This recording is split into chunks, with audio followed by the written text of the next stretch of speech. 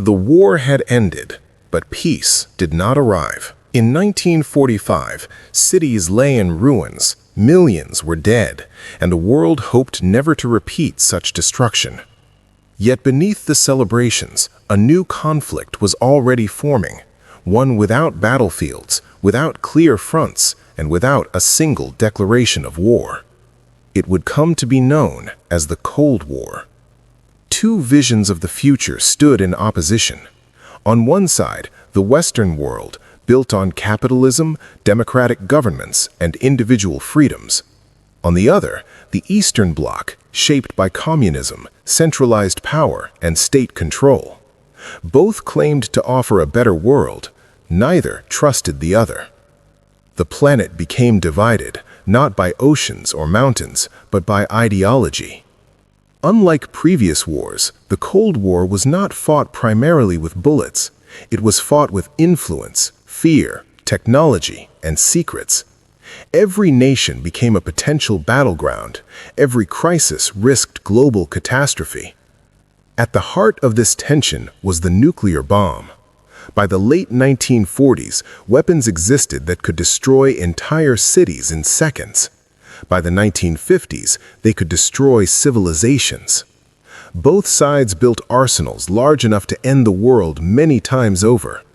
Paradoxically, this mutual threat prevented direct conflict. A single mistake could mean annihilation. This balance of terror became known as mutually assured destruction. Instead of open war, conflicts erupted in shadows. Espionage flourished. Intelligence agencies recruited spies, cracked codes, and spread disinformation. Ordinary people became suspects. Neighbors were watched. Loyalty was questioned. Fear seeped into everyday life. Across Europe, a physical line hardened this division. Berlin, once a single city, was split. Concrete walls, barbed wire, and guard towers cut through streets and families alike. One side represented freedom, the other, control. Escape attempts were met with bullets. The wall became a symbol, not just of division, but of a world frozen in distrust. Beyond Europe, the Cold War turned hot. In Korea, a nation was split in two by opposing systems.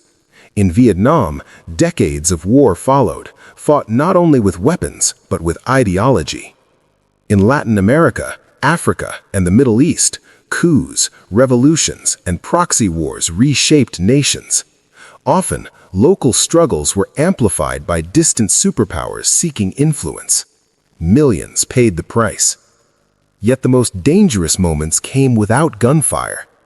In 1962, the world came terrifyingly close to nuclear war. Missiles were discovered within striking distance of major cities. For 13 days, humanity waited, unsure if tomorrow would come. Radios crackled. Military forces stood ready. Families watched the news in silence. The crisis passed, but the memory remained.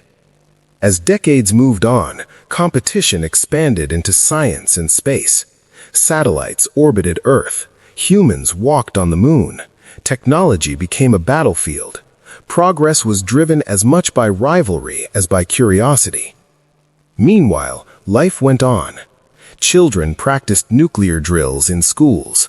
Fallout shelters were built beneath homes. Films, music, and art reflected paranoia, hope, rebellion, and fear. The Cold War shaped culture as deeply as it shaped politics. Then, slowly, the ice began to crack. Economic pressure, internal unrest, and changing leadership weakened rigid systems. Walls fell, borders reopened, flags changed.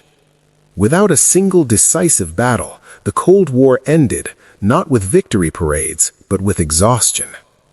In 1991, the world watched as a superpower dissolved peacefully. The Cold War was over, but its legacy remains. Modern geopolitics, military alliances, nuclear tensions, and global mistrust all trace their roots to this silent conflict.